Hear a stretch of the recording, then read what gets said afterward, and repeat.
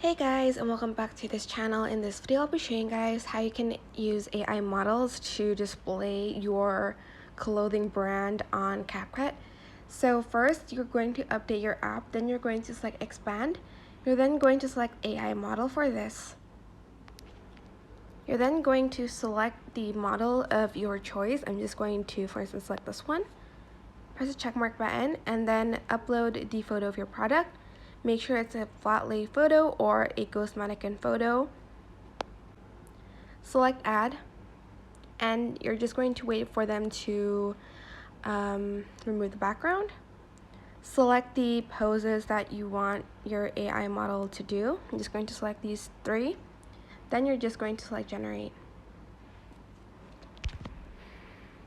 Oh, I selected two, sorry. It does take a few minutes to do, so just be patient with it. Just gonna wait. And this is the final result. You're just going to export it. And that is it. I hope this tutorial is helpful for you guys. Don't forget to like, comment, share, and also subscribe to this channel if you haven't done that already. If you have any questions, just leave it in the comment section down below and I will try my best to answer them all for you guys.